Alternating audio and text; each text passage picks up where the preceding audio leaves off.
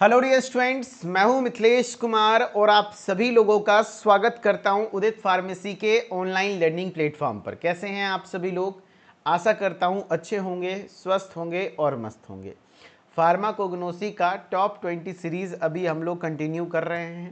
इसके पार्ट 8 में आज हम लोग पढ़ने वाले हैं क्वेश्चन नंबर 7। एक्चुअली एक क्वेश्चन के अंदर काफ़ी सारे ड्रग्स को मैं पढ़ाने वाला हूँ और भी अगला क्वेश्चन ड्रग्स से रिलेटेड है, क्योंकि आपको पता होगा कि आपके फार्माकोग्नोसी का, देखो भाई, फार्माकोग्नोसी का जो फार्माकोग्नोसी सब्जेक्ट है इसका चैप्टर नंबर 5 है स्टडी ऑफ क्रूड ड्रग्स। क्या है? Study of crude drugs.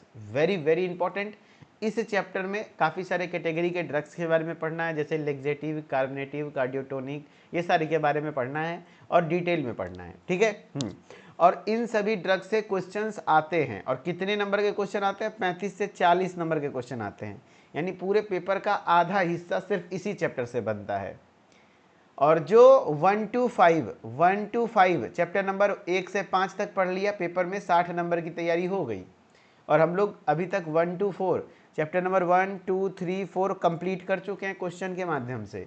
Question number 5 पे, चैप्टर नंबर 5 का ये कह सकते हो दूसरी क्लास है। पिछले क्लास में हमने आपको क्या बताया था, तो वो भी क्लास बहुत ज़रूरी है देखना। सारे कैटेगरी के ड्रग्स के बारे में बोला था, याद कर लो किसका मतलब क्या है, किसके एग्जाम्पल क्या है। अब इंडिविजुअली जो ड्रग्स इंपॉर्टेंट है उन सभी ड्रग्स के बारे में हम लोग पढ़ेंगे। जैसे ये एलॉय है, तो एलॉय का क्या क्या पढ़ेंगे? तो एलॉय का पढ़ेंगे बायोलॉजिकल सोर्स। बायोलॉजिकल सोर्स मतलब क्या होता है सर? यानी कि वो किस प्लांट से हमें प्राप्त हुआ है, क्या फैमिली है। फिर उसका पढ़ेंगे केमिकल कॉन्स्टिट्यूएंट, क्योंकि 5 नंबर में लिखने आएगा ड्रग के बारे में। फिर उसके बाद लिखेंगे उसका थेरेपेटिक यूज, यानी कि उसका क्या उपयोग है। ठीक है। इसी तरीके से लगभग बहुत सारे ड्रग्स को हम लोगों को पढ़ना है और थोड़ा याद करने वाला पार्ट है। अभी 10 दिन आपके पास समय है, अच्छे से ये 10 दिन में बार बार इसको रिवीजन कीजिएगा, हो जाएगा काम। ठीक है। हाँ, तो क्वेश्चन नंबर 7 है, define the following terms, give examples with their pharmacognosy. कहने का मतलब है कि यहाँ जैसे आपका लेग्जेटिव्स है, तो लेग्जेटिव्स क्या है डिफाइन करना है, एंड लेग्जेटिव्स के अंदर कौन कौन से ड्रग्स आते हैं उनको लिखना है, और उन सभी ड्रग्स का फार्माकोग्नोसी लिखना है। फार्माकोग्नोसी लिखना मतलब समझते हो क्या होता है? फार्माकोग्नोसी का मतलब है उसका डिटेल लिखो। डिटेल में आपको 3 चीज़ें बस लिखना है, होता बहुत सारी चीज़ें हैं लेकिन आपको बस 3 चीज़ें लिखना है। पहला बायोलॉजिकल सोर्स, दूसरा केमिकल कॉन्स्टिट्यूएंट और तीसरा थेरेपेटिक यूज। यानी कि बायोलॉजिकल सोर्स मतलब वो किस प्लांट से प्राप्त, सोर्स मतलब क्या होता है? स्रोत, वो किस पौधे से प्राप्त हुआ है, क्या फैमिली है, कौन सा पार्ट होता है। केमिकल कॉन्स्टिट्यूएंट, उसमें कौन सा पौधे में रसायन पाया जा रहा है ना, जिसकी वजह से उसका थेरेपेटिक एक्टिविटी है। थेरेपेटिक यूज यानी वो किस चीज़ में यूज़ किया जाता है, उसका क्या क्या मेडिसिनल इफेक्ट है, ये सब पढ़ना है। ठीक है। तो एग्जाम में सवाल ऐसे आएंगे, देखो मैं बता देता हूँ। डिफाइन लेग्जेटिव्स, लेग्जेटिव्स क्या हैं, और लेग्जेटिव्स के अंतर्गत किसी एक ड्रग के बारे में, ज़्यादातर एलॉय आता है, तो किसी एक ड्रग के बारे में कंप्लीट चीज़ें लिखिए, जो कि आपका biological source, chemical constituent, therapeutic use लिखिए, या तो फार्माकोग्नोसी लिखिए, या तो एक ड्रग को डिटेल में एक्सप्लेन करिए, ऐसा लिख देगा। या तो इंडिविजुअली बोल देगा कि लेग्जेटिव क्या है और एलॉय को अच्छे से बेहतरीन तरीके से एक्सप्लेन करिए। समझ रहे बात को? हाँ, तो हम लोग थोड़ा सा बेसिकली पढ़ेंगे कि भाई क्या क्या होता है, कैसे कैसे होता है, एंड फिर उसके बाद हम लोग 1 by 1 सभी ड्रग्स के बारे में पढ़ेंगे। ठीक है। देखो भाई, लेग्जेटिव्स का मतलब क्या होता है? सबसे पहले तो लेग्जेटिव का मतलब ये पिछले क्लास में भी पढ़े थे, तो मेरे ख्याल से आपको याद होगा। लेग्जेटिव्स क्या होते हैं? तो लेग्जेटिव्स ऐसे ड्रग्स होते हैं, ऐसे कैटेगरी के ड्रग्स होते हैं जो किस चीज़ के ट्रीटमेंट में इस्तेमाल होता है, तो वो कॉन्स्टिपेशन के ट्रीटमेंट में इस्तेमाल होता है। यस, तो कह रहा है they are used in the treatment of constipation. Constipation मतलब क्या होता है? कब्ज। उसके साथ साथ किसी को हेमरॉइड्स है, यानी बवासीर है ना, बवासीर है। बवासीर में क्या होता है? हेमरॉइड्स यानी पाइल्स है। तो पाइल्स में क्या होता है कि जो मतलब बॉडी को डिफिकेशन में यानी मल त्याग करने में बहुत कठिनाइयाँ होती है, तो उस कंडीशन में लेग्जेटिव दिया जाता है ताकि मल आसानी से बाहर निकले। And also to prepare bowel for any kind of procedure. मान लो पेट खाली करना है, पेट को सर्जरी वगैरह करनी है, तो पेट को खाली करने के लिए भी लेग्जेटिव दिया जाता है ताकि पूरा पेट साफ हो जाए। यानी वही बोल रहा है, इनका उपयोग कब्ज, बवासीर के उपचार में किया जाता है, और साथ ही किसी भी प्रकार की प्रक्रिया के लिए आंत्र को तैयार किया जाता है। They are variety of laxatives, अलग अलग लेग्जेटिव्स मार्केट में अवेलेबल हैं, जैसे कुछ स्टिमुलेंट लेग्जेटिव होते हैं, कुछ सलाइन होते हैं, कुछ बल्क फॉर्मिंग, कुछ स्टूल सॉफ्टनर्स, तो कुछ लुब्रिकेंट्स। यानी बाजार में कई तरह के लेग्जेटिव्स मिलते हैं। लेग्जेटिव को कभी भी एग्जाम में जुलाब मत लिखना, बोला जाता है, लेकिन क्योंकि एग्जाम मुझे भी अभी पता चल रहा है कि इसको जुलाब कहते हैं जब मैं ये बुक बना रहा था, तो इसीलिए लेग्जेटिव ही लिखना, ठीक है। जिसे उत्तेजक, खारा, ये सब मत लिखना भाई, यही सब मेन वर्ड ये सब यूज़ करना हिंदी में, बस सेंटेंस बनाने के लिए थोड़ा बहुत, ये सेंटेंस समझने के लिए मैं हिंदी ऐड कर रहा हूँ। स्टिमुलेंट, सलाइन या बल्क फॉर्मिंग या स्टूल सॉफ्टनर या ल्यूब्रिकेंट्स के तौर पर होते हैं, ठीक है। अलग अलग टाइप के लेग्जेटिव होते हैं, जैसे ऑस्मोटिक लेग्जेटिव है, स्टिमुलेंट लेग्जेटिव है, बल्क फॉर्मिंग लेग्जेटिव है, इमोलेंट्स हैं, स्टूल सॉफ्टनर्स हैं, अलग अलग प्रकार के होते हैं, ठीक है। अब लेग्जेटिव्स के अंदर कौन कौन से ड्रग्स आते हैं, कोई बताएगा मुझे, बताओ। लेग्जेटिव्स के अंतर्गत कल मैंने बताया था, लेग्जेटिव्स के अंतर्गत कौन कौन से ड्रग्स आते हैं, तो मेरे ख्याल से कौन कौन से ड्रग्स आते हैं सारे बच्चे मुझे बताएंगे। याद कीजिए, हमने कल याद करवाया था लेग्जेटिव्स के अंतर्गत कौन कौन से ड्रग्स होते हैं। चलो वन बाय वन बोलते हैं। इसका ट्रिक मैंने बताया था, जितने भी SI लोग हैं वो AC में बैठते हैं और उनको होता है कॉन्स्टिपेशन, और अगर कॉन्स्टिपेशन होता है तो हम उनको देते हैं लेग्जेटिव, करेक्ट। हाँ, तो यहाँ पर क्या होता है, यहाँ पर याद रखना, यहाँ पर ड्रग का नाम होता है S फॉर सेना, S फॉर सेना, I फॉर इस्पागुला, इस्पागुला यानी इसफगुला, इस्पागुला, है ना, और A फॉर एलॉय, एलॉय मतलब एलोवेरा, और C for castor oil, castor oil, है ना। हाँ, यही 4 ड्रग्स है इसके एग्जाम्पल में। तो इन चारों ड्रग के बायोलॉजिकल सोर्स, केमिकल कॉन्स्टिट्यूएंट और थेरेपेटिक यूज़ के बारे में पढ़ेंगे। सबसे पहले हम लोग एलॉय को पढ़ते हैं। एलॉय क्या होता है एलॉय सर? एलॉय को हम कहते हैं एलोवेरा। ये देखो एलोवेरा का फोटो भी लगा हुआ है।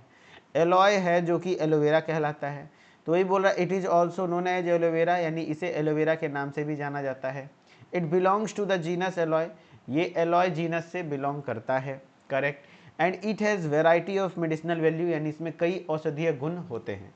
यस, देख लो भाई, आपका जो एलोवेरा है, एलोवेरा का जो प्रोडक्ट है, इसी को बेच बेच के रामदेव बाबा तो करोड़पति बन गए, क्योंकि जाहिर सी बात है इसका डाइजेशन अच्छा करना है, स्किन को सूद आउट करना है, बहुत सारे काम में यूज़ होता है, ठीक है।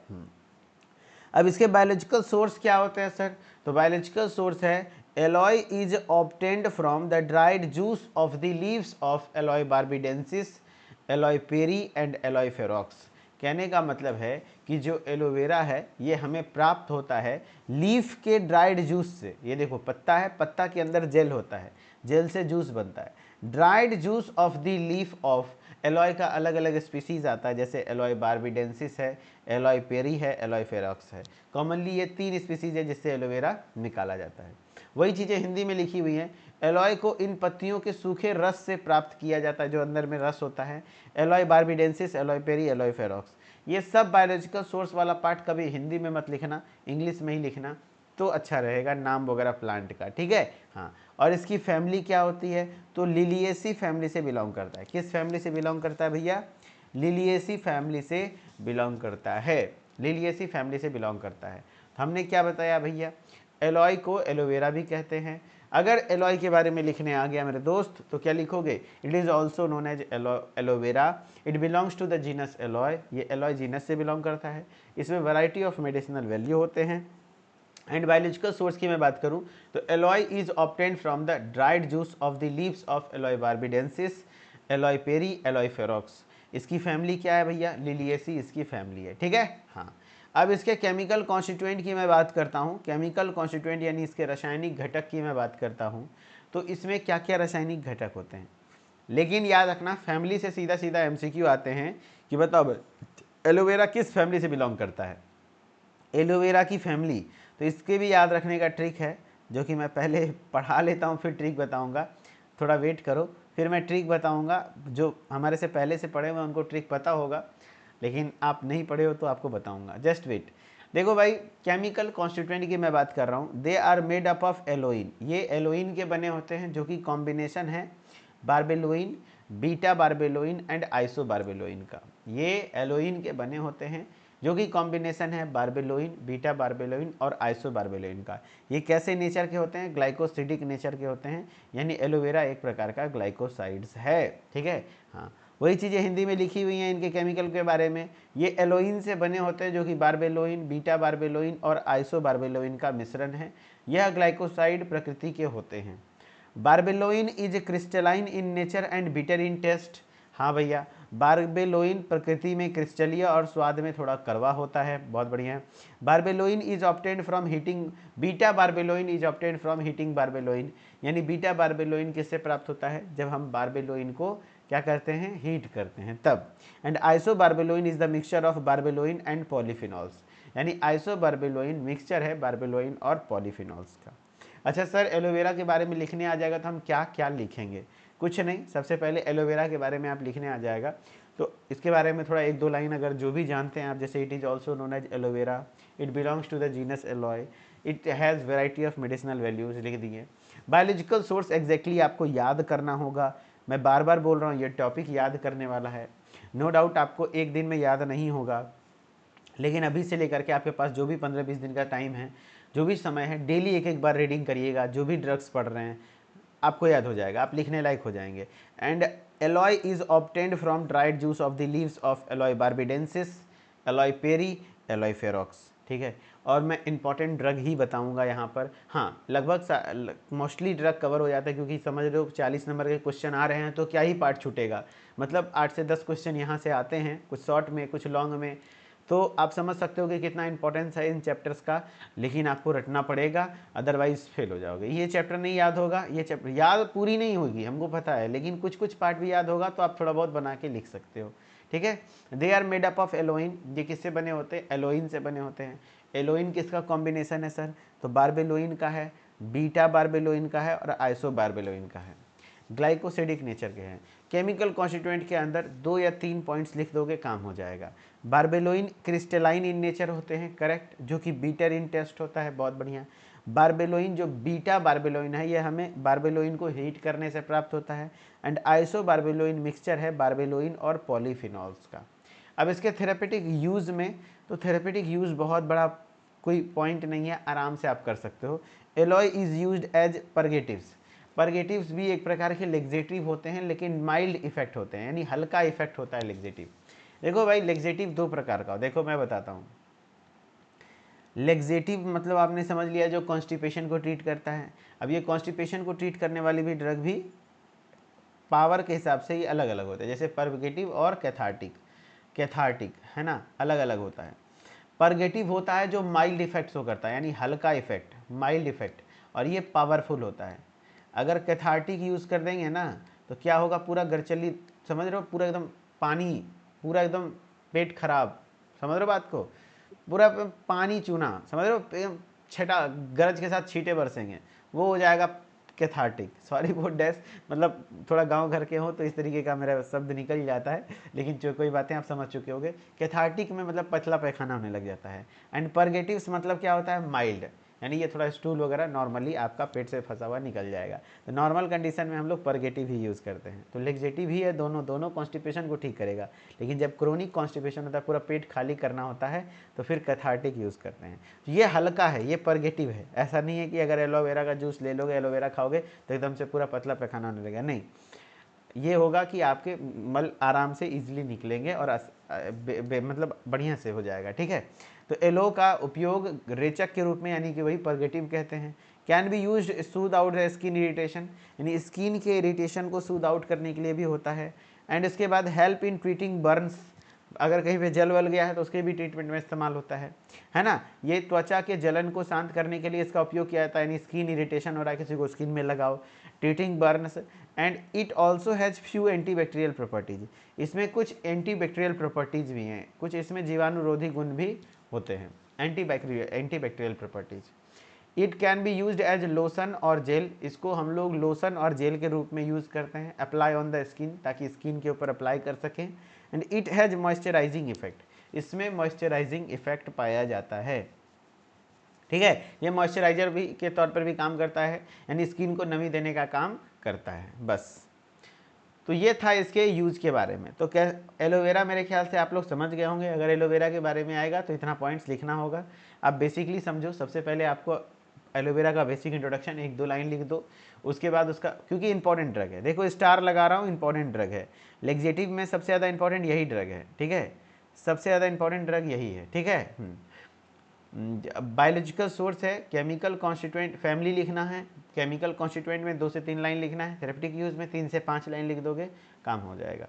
अगला है कैस्टर ऑयल, अरंडी का तेल इसको कहा जाता है।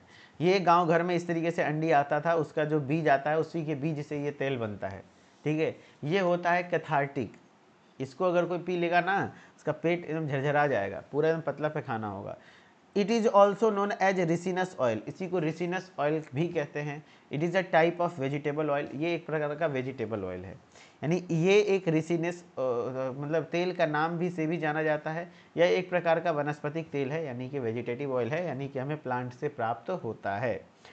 अगर मैं बात करूं इसके बारे में, बायोलॉजिकल सोर्स के बारे में, तो it is a fixed oil. सबसे पहली बात काफ़ी बार पूछा हुआ है कि बताओ भाई कैस्टर ऑयल क्या है, वॉलेटाइल ऑयल है या फिक्स्ड ऑयल है। तो आपको मैं यहाँ पे कई बार बता रखा हूँ पिछले क्लासेस में भी कि ये फिक्स्ड ऑयल है, ये एक फिक्स्ड ऑयल है। फिक्स्ड ऑयल क्या होते हैं सर, तो फिक्स्ड ऑयल ऐसे ऑयल होते हैं जो कि पेपर पर ग्रीस स्पॉट परमानेंटली छोड़ता है, जैसे सरसों का तेल, रिफाइन तेल, अरंडी का तेल यानी कैस्टर ऑयल। ये सब ऑयल को अगर पेपर पे डालोगे तो पेपर पे एक बूंद भी गिराओगे तो उस पर एक स्पॉट आएगा, दाग आएगा, और परमानेंटली दाग रहेगा, आप कितना भी धूप में रख दो वो दाग नहीं जाएगा। लेकिन अगर वहीं पे आप वॉलेटाइल ऑयल ले लो, वॉलेटाइल ऑयल मतलब क्या होता है सर, वॉलेटाइल ऑयल मतलब सॉरी, ऐसे ऑयल जो कि वाष्पित हो सकते हैं, है ना, वाष्पित हो सकते हैं। तो वॉलेटाइल ऑयल वैसे ऑयल होते हैं।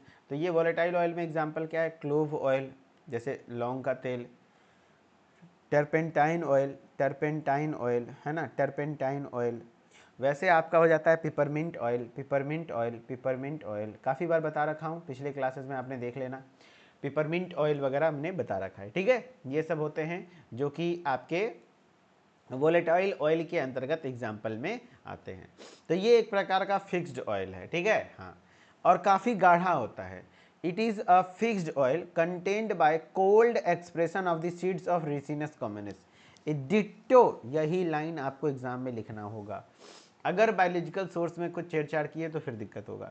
आपको ऐसे ही लिखना है कि ये थोड़ा बहुत इज़-एम-आर इधर उधर हो सकता है, लेकिन मेन वर्ड क्या है, ये एक प्रकार का फिक्स्ड ऑयल है। हमें ये cold expression of the seeds of ricinus communis, ricinus communis इसके प्लांट का नाम है, प्लांट का बायोलॉजिकल नाम क्या है, रिसिनस कॉमनिस। उसके सीड से उसके सीड का जब हम कोल्ड एक्सप्रेशन करते हैं तो हमें ये प्राप्त होता है। अब कोई बच्चा पूछेगा सर ये कोल्ड एक्सप्रेशन क्या है, मत जानो, अभी के टाइम पे सब नहीं जानना है, सिर्फ ये जानो कि हाँ भैया cold expression of the seeds of ricinus communis. कोई नहीं पूछ रहा आपसे कि कोल्ड एक्सप्रेशन क्या है। फैमिली क्या है, यू फॉर बीएससी, फैमिली क्या है, यू फॉर बीएससी फैमिली से बिलोंग करता है, यू फॉर बीएससी फैमिली से बिलोंग करता है। एंड इसमें केमिकल कॉन्स्टिट्यूएंट पहले एक बार पढ़ लो, फिर मैं याद करने की ट्रिक्स भी बताऊंगा। देखो भाई इसके केमिकल कॉन्स्टिट्यूएंट क्या क्या हैं, तो इट कंटेन्स ट्राइग्लिसराइड्स और रिसिनोलिक एसिड, इसमें ट्राइग्लिसराइड्स और रिसिनोलिक एसिड पाए जाते हैं, एंड 80% रिसिनोलिक एसिड होता है। अगर आपसे पूछ दे कैस्टर ऑयल का मुख्य केमिकल कॉन्स्टिट्यूएंट क्या है भैया, रिसिनोलिक एसिड, बाकी आप कुछ भी लिखो, एक ये रिसिनोलिक एसिड अगर लिख के आ गए नंबर मिलेंगे, क्योंकि ये मेन है। और कैस्टर ऑयल इतना गाढ़ा होता है, विस्कोसिटी बहुत ज़्यादा होता है, यानी कि जो viscosity of the castor oil, यानी कि जो अरंडी के तेल के चिपचिपाहट होते हैं, यानी बहुत ज़्यादा चिपचिप होता है, क्योंकि उसमें रिसिनोलिक एसिड पाया जाता है ना, हाँ। Other glycerides that are found in castor oil जैसे isoricinoleic acid, linoleic acid, stearic and isostearic acid. घबराइएगा नहीं, केमिकल कॉन्स्टिट्यूएंट लिखना बहुत आसान है, बहुत आसान है, ट्रिक है ना। कैसे ट्रिक, जो प्लांट का नाम होता है ना उसी से रिलेटेड कुछ आप लिख सकते हो। जैसे प्लांट का नाम रिसिनस कॉम्युनिस है, तो इसी से मिलता जुलता इसका केमिकल कॉन्स्टिट्यूएंट होगा, रिसिनोलिक एसिड, है ना। देखो रिसिनोलिक एसिड, तो एक चीज याद करने से काफी सारे क्लू मिल जाते हैं। अब उसी रिसिनोलिक से रिलेटेड है आइसोरिसिनोलिक एसिड, है ना, तो आराम से लिख सकते हो, और एकदम डिट्टो लाइन बाय लाइन नहीं देखा जाता, मेन वर्ड देखा जाता है, काम हो जाएगा। देखो अभी के टाइम पे जो चूंकि कम समय है, तो आपका पढ़ने का तरीका ये होना चाहिए, चूंकि आप हमारे पास बहुत अंतिम समय में आए हो, तो आपका पढ़ने का तरीका ये होना चाहिए कि जब क्वेश्चन पढ़ें तो आपको ये फील करना होगा चलो क्वेश्चन बंद किए, अच्छा हमने क्या क्या पढ़ा, थोड़ा सोचो, हाँ ऐसा ऐसा होता है। चलो लगता है कि लिख लेंगे पेपर में, ऐसी फीलिंग आनी पड़ेगी, हाँ भाई लगता है पेपर में लिख लेंगे। अगर सोचोगे एक एक लाइन डिट्टो हमें रटा जाए तो ये पॉसिबल नहीं है फार्माकोग्नोसी में, नहीं। ये माइंडसेट से चलना होगा कि हाँ भैया चलो पढ़ें, लिख लेंगे, चलो एक दो बार और पढ़ लेते हैं, फिर आज पढ़ें, फिर कल पढ़ें, फिर परसों पढ़ें, डेली रिवीजन करना होगा। अभी से लेकर के एग्जाम तक डेली 1 घंटे ड्रग्स के बारे में पढ़ने का टाइम दो, एंड ऐसी फीलिंग लाओ किसी भी क्वेश्चन को लेकर के, हाँ अगर एग्जाम में आएगा तो हम अपने हिसाब से बना करके, चाहे वो हिंदी में सेंटेंस बनाए या इंग्लिश में, लेकिन हम लिख देंगे। ये थिंकिंग रखोगे तो आगे हिम्मत मिलेगा और कर पाओगे, अदरवाइज मेरे दोस्त यहीं पे हाथ जोड़ के बैठ जाओगे। ठीक है, ठीक है। तो अदर ग्लिसराइड्स जैसे कि इसमें आइसोरेसिनोलिक एसिड, लिनोलिक एसिड, स्टीरिक और आइसोस्टीरिक एसिड पाए जाते हैं।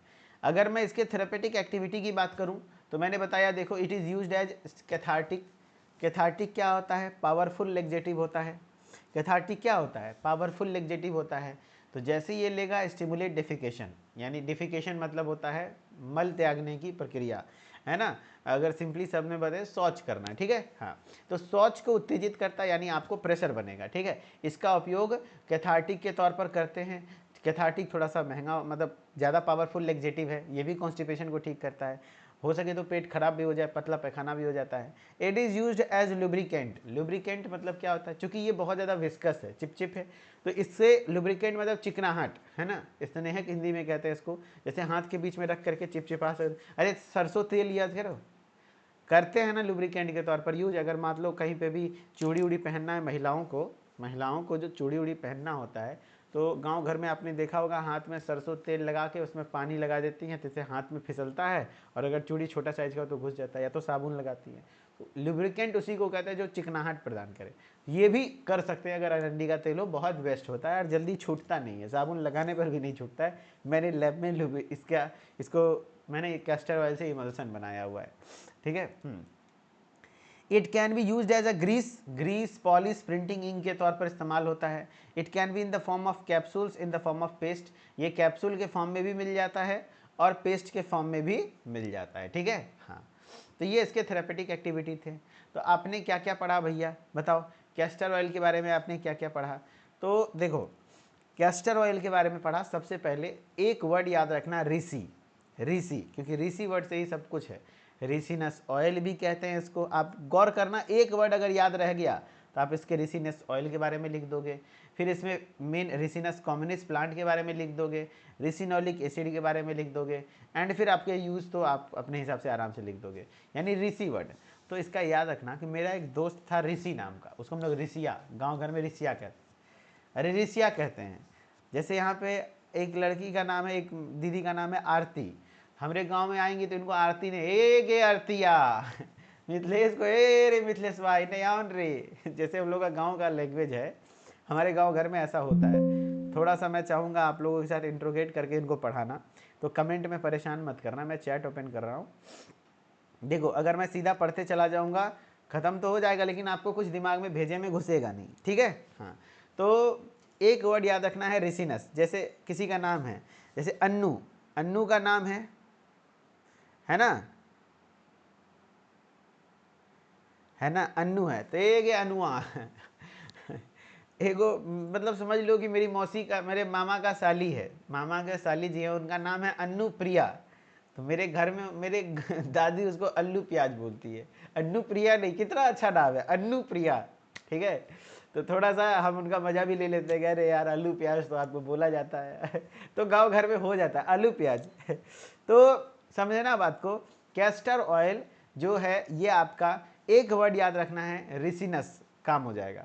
तो मेरा दोस्त है ऋषिया, है ना, वो जो ऋषिया है ना, तो ऋषिया क्या करता था, बचपन में अरंडी के तेल से खेलता था और बड़ी फड़फड़ फड़फड़ फड़फड़ फड़ करता था।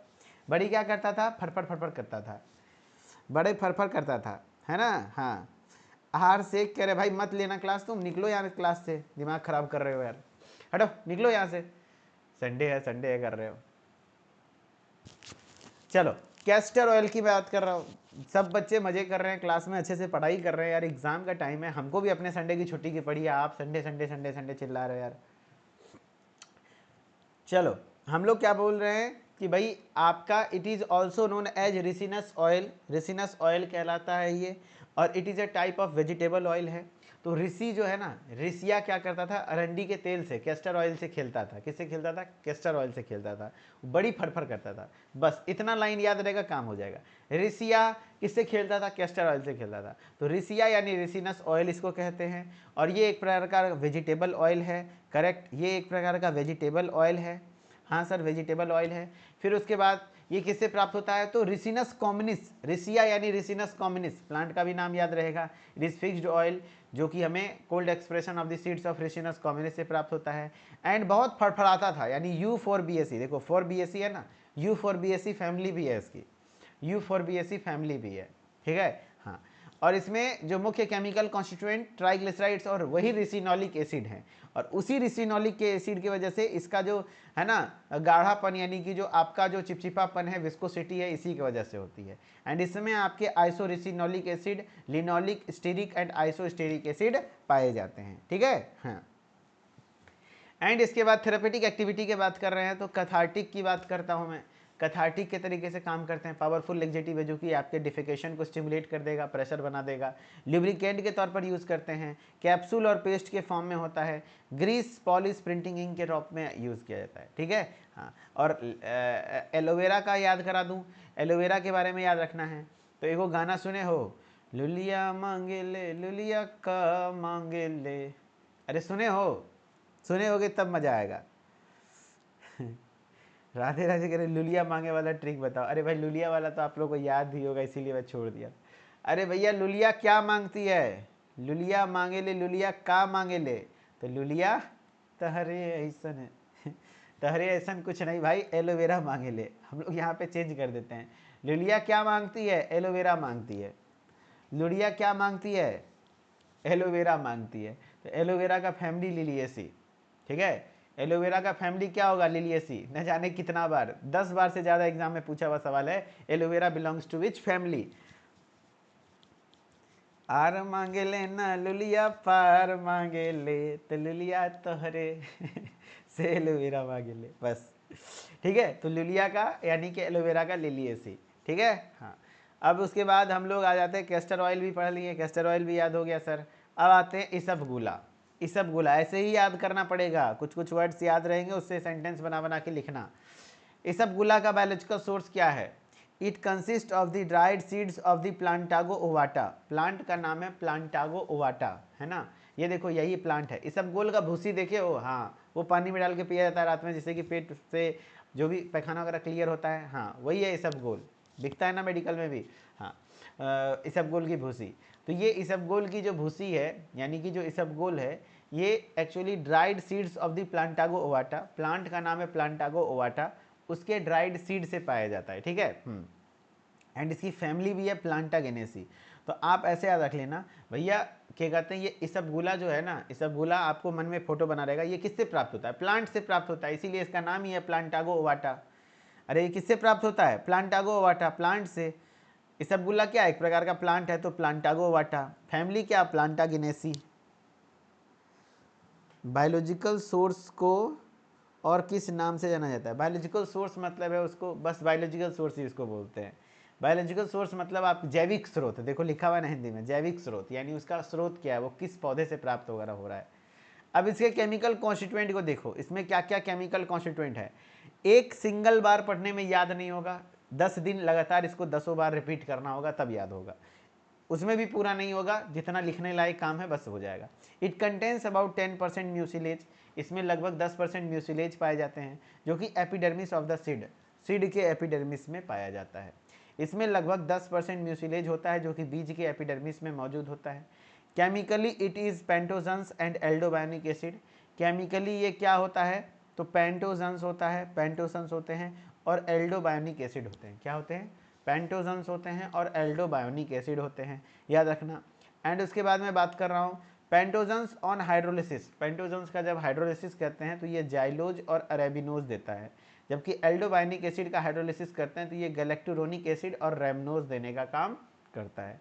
यानी इसके केमिकल कॉन्स्टिट्यूएंट में आप 2-3 पॉइंट्स लिखेंगे। सबसे पहले इसमें 10% म्यूसिलेज पाया जाता है, फिर पेंटोजन्स और एल्डोबायोनिक एसिड होता है, फिर पेंटोजन्स का हाइड्रोलिसिस होता है तो जाइलोज और रेबिनोज प्राप्त होता है। एल्डोबायोनिक एसिड का हाइड्रोलिसिस करते हैं तो गैलेक्टोरोनिक एसिड और रेबिनोज प्राप्त होता है। ठीक है। हाँ, थ्योरी में फैमिली नहीं लिखना होता है क्या? क्या बात कर रहे हो, बिल्कुल फैमिली लिखना होता है ना, फैमिली के बिना काम नहीं चलेगा। फैमिली एकदम बायोलॉजिकल सोर्स के साथ साथ फैमिली जरूर लिखना, ठीक है। हाँ, अब इसके थेरेपेटिक यूज़ की बात करें, क्या चीज़ में यूज़ होता है, तो ये यूज़ किस चीज़ के लिए होता है, देखो ये they are use as excellent demulcent, है ना, and bulk laxative in the chronic constipation. ये बहुत अच्छा डिमल्सेंट होता है। डिमल्सेंट क्या होता है, यानी पुरानी कब्ज को इनका उपयोग, यानी कि अगर किसी को पुराना कब्ज है, क्रोनिक कॉन्स्टिपेशन है, तो इसबगोल की भूसी दी जाती है, जिससे उसका धीरे धीरे कॉन्स्टिपेशन ठीक होता है ना। हाँ, और ये बहुत अच्छा से क्या कहते हैं, एक्सीलेंट डिमल्सेंट भी है, यानी आप कह सकते हो डिमल्सेंट यानी पेट वगैरह को साफ कर सकता है, यानी इसका उपयोग उत्कृष्ट मृदुकारी और बल्क रेचक के रूप में किया जाता है। आप समझ लो, छोड़ो, एक्सीलेंट डिमल्सेंट यानी कि प्रॉपर अच्छे तरीके से आपके म्यूकस लेयर वगैरह स्टोमक में जो है ना, म्यूकस लेयर को प्रोटेक्ट करके रखने का काम करता है, अल्सर वगैरह भी नहीं होने देगा, ठीक है।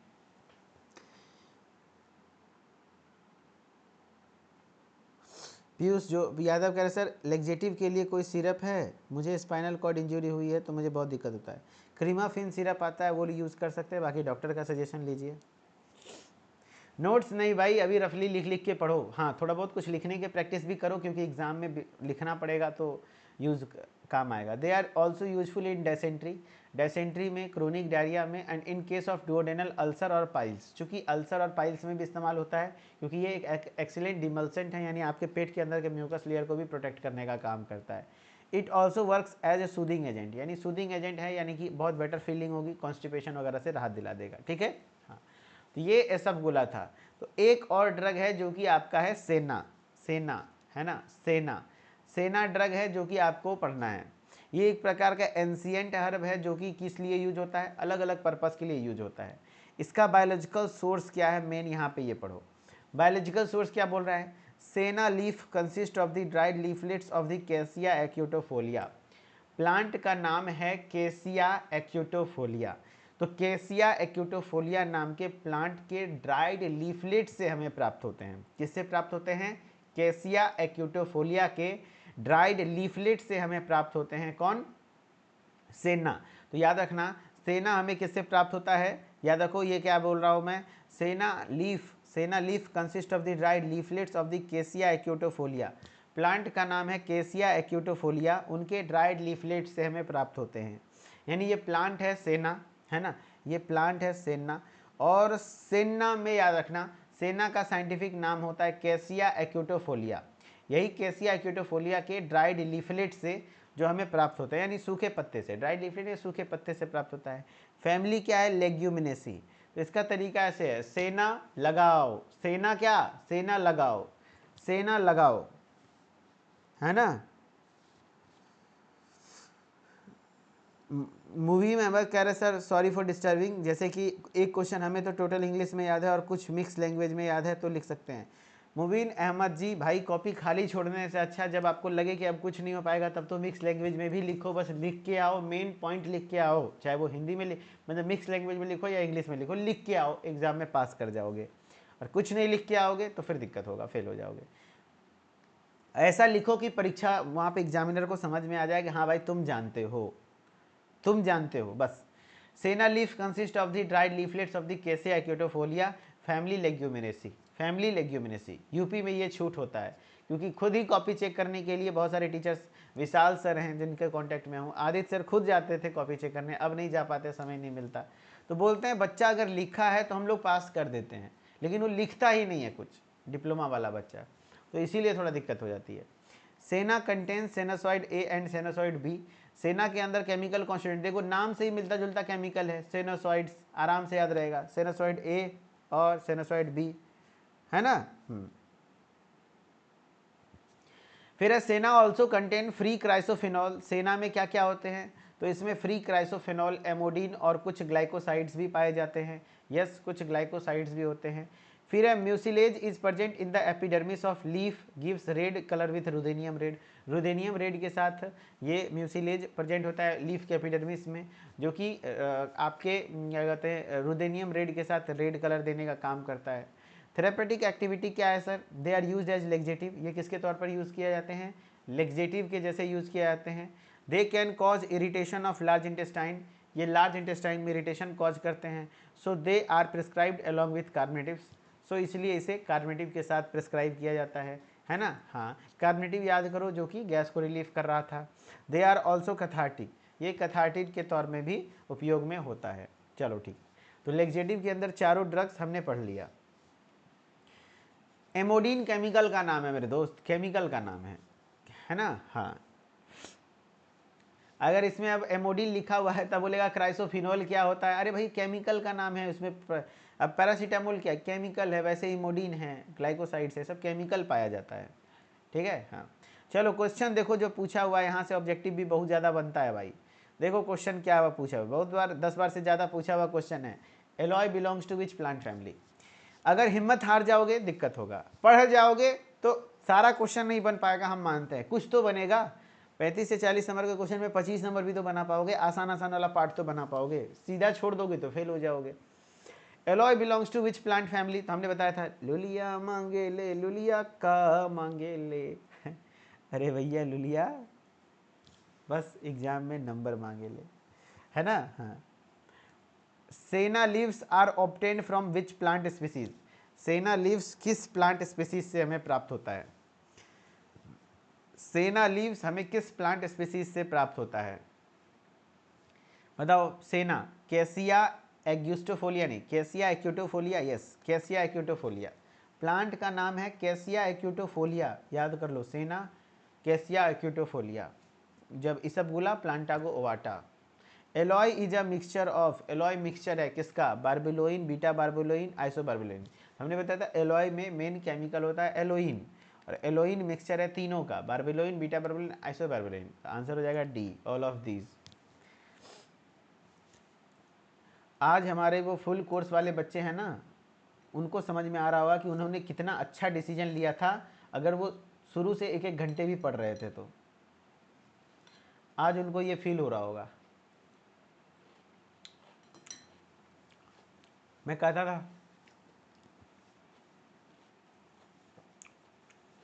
ठीक है, मैं भी मजबूर हूँ, अभी ज़्यादा टाइम नहीं दे सकता इन चीज़ों पे, नहीं तो मैं एक एक चीज़ रटवा सकता हूँ। मज़ा आ रहा है ना उनको, उनको मज़ा आएगा।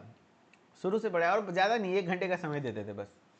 इसबगुला is obtained from the dried seeds of which plant. Second year में कभी ऐसी गलती मत करना और परेशान हो जाओगे, वहाँ 7 सब्जेक्ट है। शुरू से पढ़ोगे, 1 घंटा पढ़ोगे, आपको सब कुछ आसान से समझ में आएगा। लास्ट में तो यही होता है भाई, लेकिन पास करवा दूंगा, गारंटी है। इस बार निकाल दूंगा, अगली बार गलती मत करना। Isabgol is obtained from dried seeds of which plant.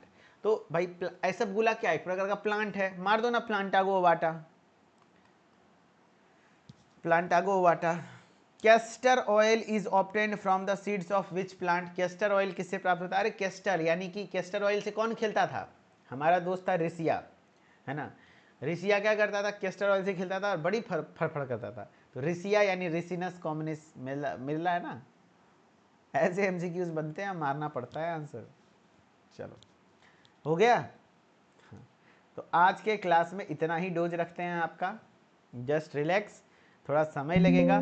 पहला एक कैटेगरी का ड्रग्स है, मैं सोचा था काफ़ी सारी चीज़ें पढ़ाऊँगा, लेकिन इतना पढ़ा दूंगा तो आप लोग अभी बेहोश हो जाओगे, फिर कवर हो नहीं पाएगा। तो कोई बात नहीं, अगली क्लास फिर हम लोग लेंगे, उसमें अच्छे से पढ़ेंगे। अच्छे से पढ़ो यार, मन से रिवीजन करो, इसका पीडीएफ वगैरह प्रॉपर क्रैश कोर्स में ऐप पर फोल्डर में मिल रहा है, अच्छे से पढ़ाई करिए, ठीक है। थैंक यू सो मच, बहुत बहुत शुक्रिया, धन्यवाद। मिथिलेश्वर ऑफिशियल के साथ जुड़े रहिए।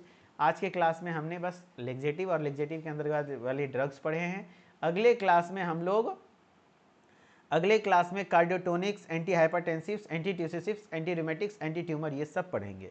और ये सब में कम कम ड्रग है, लेक्जेटिव में थोड़ा ज़्यादा ड्रग था तो इसलिए हमें पढ़ना पड़ा। बार बार पढ़ो, मल्टीपल टाइम्स रिवीजन करो, हो जाएगा।